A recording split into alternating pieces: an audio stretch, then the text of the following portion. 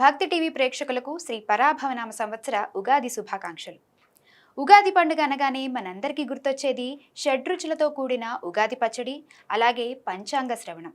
మరి ఈ పరాభవనామ సంవత్సరంలో పంచాంగ శ్రవణాన్ని మనకు తెలియజేయడానికి, అలాగే ఈ సంవత్సరంలో ఏ ఏ శుభయోగాలు ఉన్నాయి, వృత్తి, వ్యాపారం, వ్యవసాయం, రాజకీయ రంగాలలో ఉన్నవారికి ఏ విధంగా ఉండబోతోందో తెలియజేయడానికి ఈరోజు మనతో పాటు ఉన్నారు ప్రముఖ జ్యోతిష నిపుణులు, జ్యోతిష శాస్త్రంలో గోల్డ్ మెడలిస్ట్ శ్రీ శంకరమంచి శివగారు. నమస్కారం గురుగారు. నమస్కారం అమ్మా. ముందుగా మీకు శ్రీ పరాభవనామ సంవత్సర ఉగాది శుభాకాంక్షలు. మీకు కూడా భక్తి టీవీ ప్రేక్షకులకు పరాభవనామ సంవత్సర ఉగాది శుభాకాంక్షలు.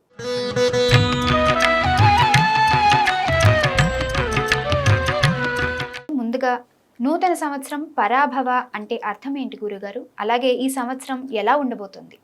షష్ఠి సంవత్సర చక్రంలో, ప్రభవాది చక్రంలో ఈ పరాభవనామ సంవత్సరం 40వ సంవత్సరం. ఈ 40వ సంవత్సరం అయినటువంటి పరాభవనామ సంవత్సరం ఆ నామ ఔచిత్యంలోనే మనకు అర్థమవుతోంది.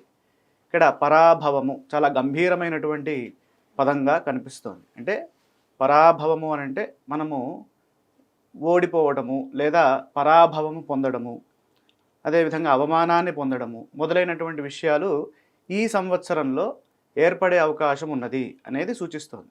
గత సంవత్సరం కనుక చూసినట్లయితే విశ్వావసు అంటే భూమి అంతా ధనంతో నిండి ఉంటుంది, ధనంతో కూడి ఉంటుంది అనేది అక్కడ చెప్పడం జరిగింది. అంటే అదే విధానాన్ని మనం చూసాం. ఇప్పుడు అందరి ఎవరైతే బంగారం కొనిపెట్టుకున్నారో వాళ్ళందరికీ ధనం ఒక్కసారిగా రెట్టింపైంది.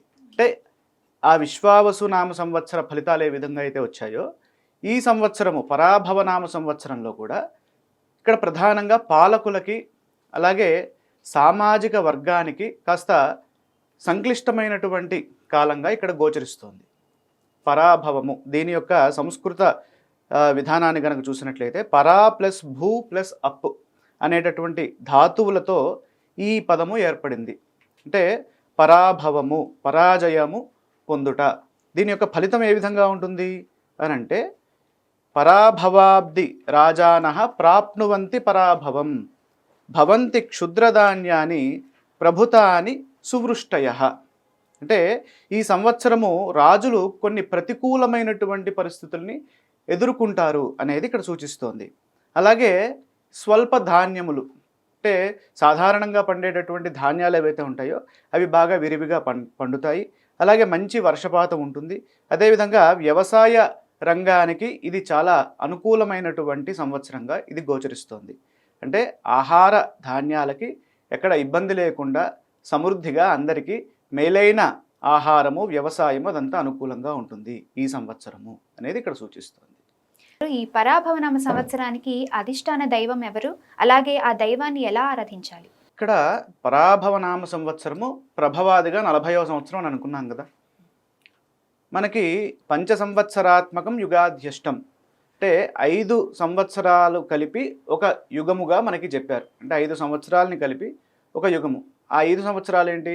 సంవత్సర, పరివత్సర, ఇడావత్సరం, ఇద్వత్సర, అనువత్సర, పంచవర్షాత్మకం అనేది శాస్త్రంలో చెప్పారు. ఇక్కడ పరాభవనామ సంవత్సరము 40వ సంవత్సరం. ఈ 40ని 5చే భాగించాలి. భాగిస్తే మనకి ఎంత వస్తుంది? 8 వస్తుంది. అంటే 8 యుగాలు అయిపోయినాయి. 8 యుగంలో ఇది 5వది. అంటే వత్సరము అనేటటువంటి పేరు గల సంవత్సరంగా ఇది ఉంది. కాబట్టి ఈ వత్సర సంవత్సరానికి రుద్రుడు అధిపతిగా, రుద్రుడు అధిష్టాన దైవంగా ఉన్నారు. ఈ రుద్రుడిని ఏ విధంగా ఆరాధించాలి అని అంటే ఓం కద్రుద్రాయ ప్రచేదసే మీడుష్టమాయతవ్యసే ఓచే మశంతమగు హృదే సర్వోహ్యై సరుద్రస్తస్మై రుద్రాయ నమో అస్తు అనే మంత్రంతో ఆరాధన చేయడము. లేదా ఈశ్వరారాధన, రుద్రుడంటే సాక్షాత్తు ఈశ్వరుడే కాబట్టి ఈశ్వరుడిని ఎక్కువగా ధ్యానించడం ద్వారాగా ఇందాక చెప్పినటువంటి ఆ పరాభవ ఫలితాలు ఏవైతే ఉంటాయో అవి తగ్గుముఖం బట్టి ప్రతి ఒక్కరికి మేలైన ఫలితాలు సిద్ధిస్తాయి. ఈ సంవత్సరం నవనాయకులు ఎవరు? వాళ్ళు ఎటువంటి ఫలితాలను ఇస్తారు?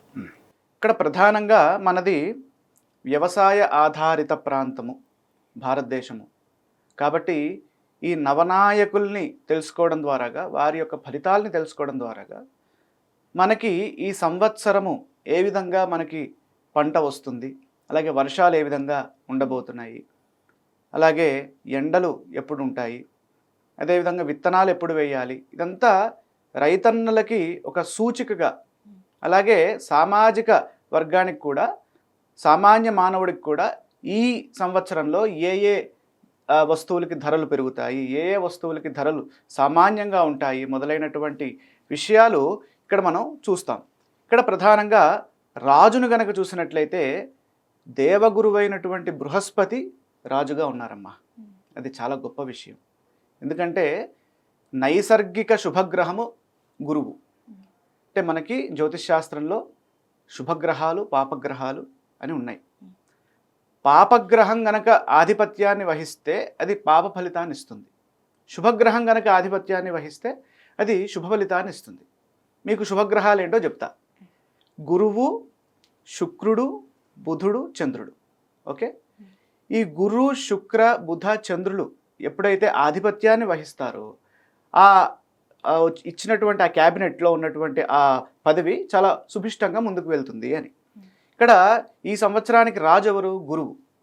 ఈ గురువు శుభుడు కదా, సహజ సిద్ధమైనటువంటి శుభగ్రహం కాబట్టి ఆయన చక్కటి ధర్మపాలన, అలాగే మంచి ఆరోగ్యము, అంటే ప్రజలకి మంచి ఆరోగ్యము, పరిపాలన సామర్థ్యాన్ని రాజులకు ఇవ్వడము, అలాగే సుభిక్షంగా దేశాన్ని ఉంచడము మొదలైనటువంటి ఫలితాలన్నింటినీ ఈ గురువు ఇస్తారు. అంటే పరాభవనామ సంవత్సరంలో మనకి ఆ సంవత్సర నామము వ్యతిరేక ఫలితాన్ని చూపించినప్పటికీ రాజు సమర్థుడైనాడు కాబట్టి సమర్థవంతమైనటువంటి ఆయన యొక్క పరిపాలనలో పరాభవము ఎవరికి రాదు.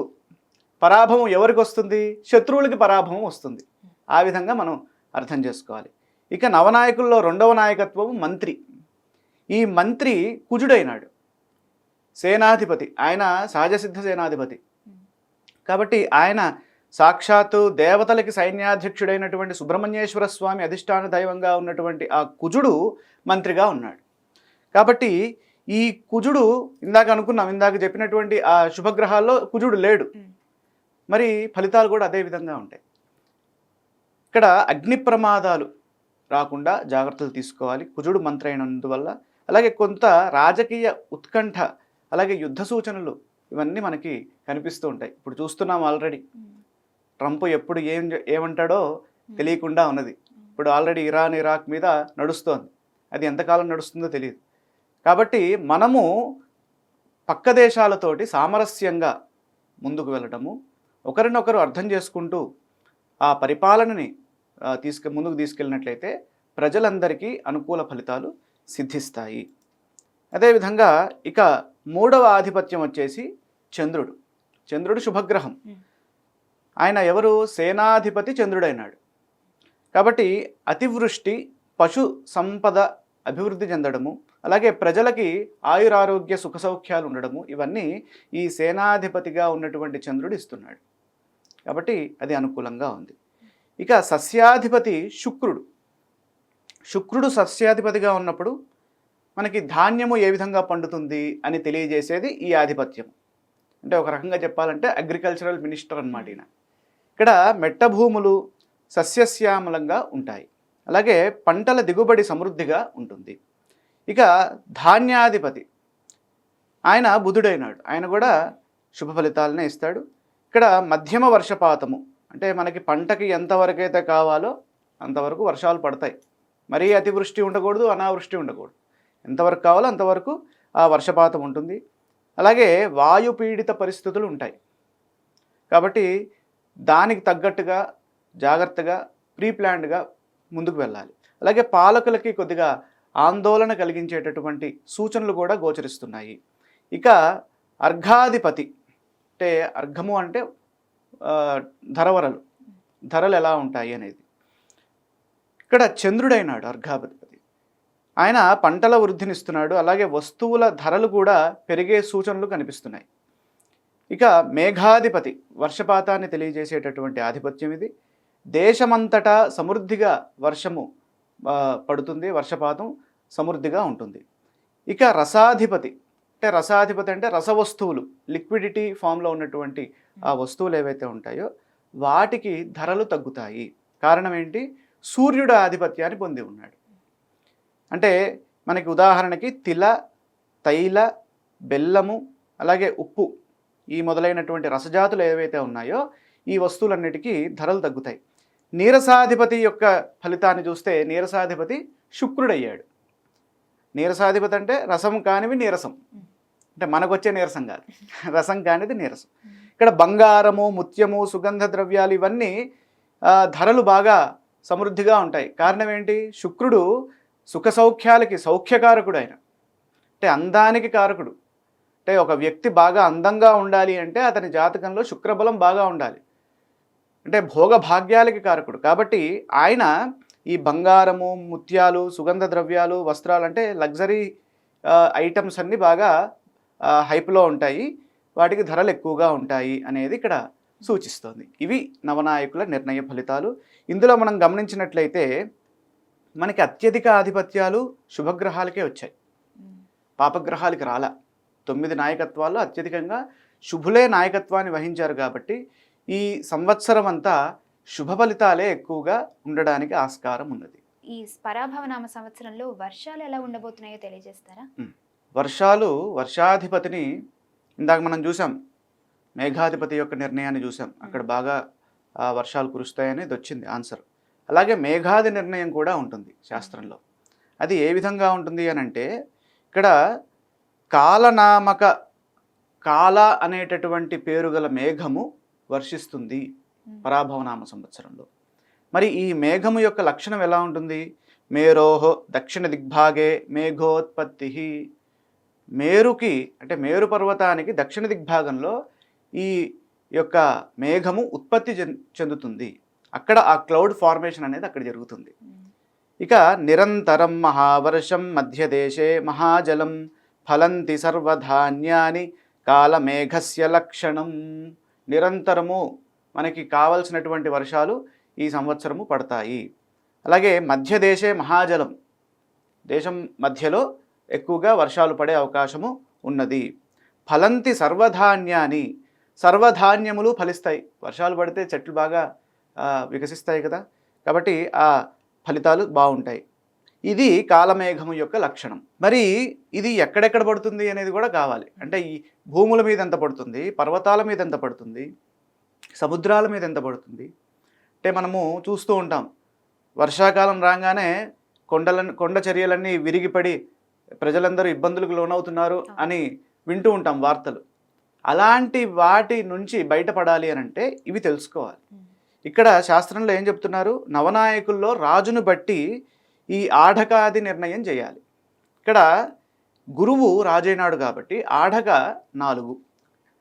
ఈ ఆఢకాది నిర్ణయం ఏ విధంగా ఉంది? 60 యోజన విస్తీర్ణం, 100 యోజన మున్నతం, దశాబ్దా షట్ పర్వతేషు చతుర్భాగాస్తు భూతలే. అంటే వీటి యొక్క ప్రపోర్షన్స్ చెప్తున్నారు, ఎక్కడెక్కడ ఎంతెంత పడుతుంది అనేది. దశాబ్ద, అబ్ద అంటే క్షీరాబ్ది అంటే సముద్రం, అంటే 10 భాగాలు సముద్రం మీద పడుతుంది. ఇక షట్ పర్వతేషు 6 భాగాలు పర్వతాల మీద పడుతుంది. చతుర్భాగాస్తు భూతలే, భూమిపైన 4 భాగాలు మాత్రమే పడుతుంది. కాబట్టి ఇక్కడ మనం గమనించాల్సింది ఏంటి? పర్వతాల మీద ఎక్కువగా ఈ కాల అనేటటువంటి మేఘము బాగా కురుస్తోంది. కాబట్టి దానికి తగినటువంటి అంటే హిల్ స్టేషన్స్ ఎక్కడైతే ఉన్నాయో, అంటే మనకి ఈస్టర్న్ ఘాట్స్, వెస్టర్న్ ఘాట్స్, ఈ ఘాట్ ఏరియాస్ ఏవైతే ఉన్నాయో అక్కడ ప్రజలకి ఈ వర్షాకాలం రాగానే జాగ్రత్తగా ఉండాలయ్యా అనేది ఇక్కడ సూచిస్తుంది. ఈ సంవత్సరం మహిళలకు ఏ విధంగా ఉండబోతుంది? మహిళలకి ఈ సంవత్సరము విశేషమైనటువంటి శుభ ఫలితాలు గోచరిస్తున్నాయి. కారణం ఏంటంటే ఇక్కడ మహిళలకనే కాదు సర్వులకు. కారణము ఇక్కడ దేవగురు బృహస్పతి రాజుగా ఉండడం ఒక కారణమైతే, స్త్రీలకి అధిపతి చంద్రుడైనాడు. అంటే సహజ స్త్రీ గ్రహం చంద్రుడు. అంటే మనకి జ్యోతిష్ శాస్త్రంలో రాణితో పోలుస్తారు. రాజు సూర్యుడైతే రాణి చంద్రుడు. అలాగే మాతృకారకుడు చంద్రుడు, ఓకే, మనఃకారకుడు చంద్రుడు. కాబట్టి ఇన్ని శుభ లక్షణాలని కలిగి ఉన్నటువంటి చంద్రుడు స్త్రీలకి అధిపతి అయినప్పుడు ఆయన సహజ సిద్ధంగా శుభ ఫలితాలనే ఇస్తారు. అందులోనూ సర్వులకు ఈ సంవత్సరము గురుబలం మెండుగా ఉంది. అంటే మిగతా సంవత్సరాలతో పోల్చుకుంటే గురువు ఈ సంవత్సరము 3 రాసుల్లో ఉంటున్నాడమ్మా. ఇది చాలా విశేషమైనటువంటి పరిణామం. అంటే సంవత్సర ప్రారంభంలో మిథున రాశిలో ఉండడం, మధ్యలో కర్కాటక రాశిలో అంటే జూన్ నుంచి, ఆ తర్వాత మళ్ళీ అక్టోబరు చివరి వారం నుండి సింహరాశిలోకి ప్రవేశిస్తారు. అంటే 3 రాశులు. ఈ 3 రాశుల్లో ఉండడం వల్ల వచ్చేది ఏమిటి అంటే 12 రాశులకి ఏదో సమయంలో శుభ ఫలితాలు వస్తూ ఉంటాయి. ఈ 12 రాశుల్లో స్త్రీలు కూడా ఉంటారుగా, కాబట్టి ప్రతి ఒక్కరికి అనుకూలమైనటువంటి కాలంగా ఇది సూచిస్తోంది. వివాహం కాని వారికి వివాహం అయ్యేటటువంటి వివాహ ఘడియలు ఇక్కడ గోచరిస్తున్నాయి. అలాగే విదేశీ ప్రయత్నాలు చేసేవారికి కూడా అనుకూలమైన ఫలితాలు ఉంటాయి. స్త్రీలు తమ స్వశక్తితో ముందుకు వెళ్ళేటటువంటి సంవత్సరంగా, వారు వారి ప్రభావాన్ని చూపించేటటువంటి సంవత్సరంగా ఈ సంవత్సరం సూచిస్తోంది. ఈ పరాభవనామ సంవత్సరంలో ఏ నదికి పుష్కరాలు ఉన్నాయి? ఈ పరాభవనామ సంవత్సరంలో దేవగురు బృహస్పతి మనకి శాస్త్రంలో చెప్తారు. మా నాన్నగారు ఈ పాఠాలు చెప్పేటప్పుడు చెప్తూ ఉండేవారు. దేవ బృహస్పతి రాశి మారగా ప్రతివత్సరము పుష్కరమేగా అని. అంటే దేవగురు బృహస్పతి ఎప్పుడైతే రాశి మారుతారో అప్పుడు పుష్కరము వస్తుంది. అది ఆ సవ్య మార్గంలో ఉండాలి. ఇక్కడ చూసినప్పుడు 1వ తారీఖు జూను 2026 మంగళవారము, సోమవారము తెల్లవారితే మంగళవారం అనగా రాత్రి 12:17 గురువు కర్కాటక రాశి ప్రవేశం చేస్తున్నారు. మిథున రాశి నుండి కర్కాటక రాశిలోకి ప్రవేశిస్తున్నారు. కర్కాటక రాశిలోకి ప్రవేశం అయినందున యమునా నదికి పుష్కరాలు ఈ సంవత్సరం వస్తున్నాయి.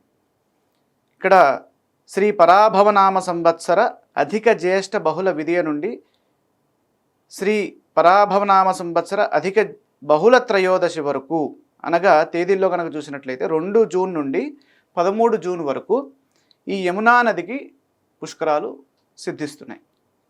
కాబట్టి త్రివేణి సంగమము మనకి కాశీ ప్రయాగ క్షేత్రంలో ఉన్నది. గంగా, యమున, సరస్వతి 3 నదులు కలిసి నడుస్తూ ఉంటాయి అక్కడ. కాబట్టి అక్కడ పుష్కర స్నానాన్ని ఆచరించవచ్చు. లేదా ఢిల్లీ వైపు వెళ్తే అక్కడ డైరెక్ట్గా యమునా నది ఉన్నది. కాబట్టి అక్కడ కూడా యమున పుష్కర స్నానాలు ఆచరించవచ్చు. కాబట్టి అక్కడ కూడా యమునా నది పుష్కర స్నానాలు ఆచరించవచ్చు. ఈ పరాభవనామ సంవత్సరంలో ఎన్ని గ్రహణాలు ఉన్నాయి? అవి ఎప్పుడెప్పుడు సంభవిస్తాయి? అలాగే ఏ రాశుల వారు ఎటువంటి పరిహారాలు పాటించాలి? అసలు శుభప్రదమైనటువంటి వార్త ఏంటంటే ఈ పరాభవనామ సంవత్సరంలో గ్రహణాలే లేవు. అంటే ఏ రాశి వారికి ఇబ్బంది లేదు. కాబట్టి అది గొప్ప విషయం. కానీ గణితాగతంగా ఒక ప్రత్యయ గ్రహణం మాత్రం ఉంది. అది ఎప్పుడో చూద్దాం. ఇక్కడ గణితాగతంగా 21 ఫిబ్రవరి 2027 ఆదివారము ప్రత్యయ గ్రహణం వచ్చింది. ఇది కంటికి కనబడదు. ధర్మశాస్త్రంలో ఏంటంటే కంటికి కనిపించే గ్రహణాలకే ఫలితాలు ఉంటాయని, వాటికే నియమాలని ఆచరించాలని ఉన్నది. కాబట్టి ఇది ఏ కోశానా కంటికి కనబడదు. కాబట్టి దీనికి ప్రత్యేకమైనటువంటి నియమాలు పాటించాల్సిన పని లేదు. ఇక్కడ ప్రత్యయ గ్రహణము 21వ తారీఖు వస్తుంది. ఆ సమయంలో మామూలుగా శుభకార్యాలు ఏవి పెట్టుకోకుండా ఉండడం మంచిది. అదొకటి చెప్పదగ్గ సూచన. ఈ సంవత్సరం మూఢాలు ఎప్పుడున్నాయి? ఈ సంవత్సరము మూఢాలు పరిశీలన చేసినట్లయితే గురుమౌఢ్యమి 15 జూలై 2026 నుండి 14 ఆగస్టు 2026 వరకు 30 రోజుల పాటు ఈ మౌఢ్యమి ఉన్నది. ఈ సందర్భంలో ఏ శుభకార్యాలు చేయకూడదు. కానీ ఇక్కడ అదృష్టం ఏంటంటే ఎక్కువ సమయము ఈ ఆషాఢ మాసంలో రావడం వల్ల, ఆషాఢ మాసం ఎట్లాగో శూన్యమాసం కాబట్టి ఆ సమయంలో ముహూర్తాలు ఉండవు. కాబట్టి శూన్యమాసంలో ఈ మౌఢ్యమి రావడం వల్ల మనకి ఇబ్బంది ఏమీ లేదు. ఇది శ్రావణ శుద్ధ విధియ వరకు ఈ మౌఢ్యమి కొనసాగుతుంది. ఎప్పటి నుంచి? పరాభవనామ సంవత్సర ఆషాఢ శుద్ధ పాడ్యమి నుండి. ఓకే, ఈ 30 రోజులు ఉంటుంది. అలాగే శుక్రమౌఢ్యమి కనుక పరిశీలన చేస్తే 19 అక్టోబరు 2026 నుండి 29 అక్టోబరు 2026 వరకు, అంటే ఒక 10 రోజుల పాటు మాత్రమే. అంటే శుక్రుడు వక్రస్థితిలో ఉన్నప్పుడు ఏర్పడేటటువంటి మౌఢ్యం ఇది. అంటే శుక్రుడు ఎక్కడుంటాడు? భూమికి సూర్యుడికి మధ్యలో ఉంటాడు. మధ్యలో వచ్చినప్పుడు 8 డిగ్రీలే దాని యొక్క స్పాను. వక్రస్థితిలో ఉన్నప్పుడు 8 డిగ్రీలు ఉంటుంది. కాబట్టి ఈ మౌఢ్యమి చాలా తక్కువ కాలం ఉంటుంది, 10 రోజులే ఉంటుంది. అవతల పక్కకి వెళ్ళింది అనుకోండి, అంటే సూర్యుడికి వెనక భాగంకి వెళ్తే అది ఒక 70 నుంచి 80 రోజుల మధ్యలో ఉండే అవకాశం ఉన్నది. కానీ ఇక్కడ చాలా తక్కువ కాలమే ఉంటుంది. అది ఎప్పటి నుంచి? పరాభవనామ సంవత్సర ఆశ్వయుజ శుద్ధ అష్టమి అంటే దుర్గాష్టమి. దుర్గాష్టమి నుండి ఆశ్వయుజ బహుళ చవితి అంటే ఆశ్వయుజ మాసంలో సంకటహర చతుర్థి వరకు ఈ శుక్రమౌఢ్యమి కొనసాగుతోంది. కేవలం 10 రోజులు. ఆ 10 రోజులు ముహూర్తాలు చేసుకోకుండా ఉండడం మంచిది.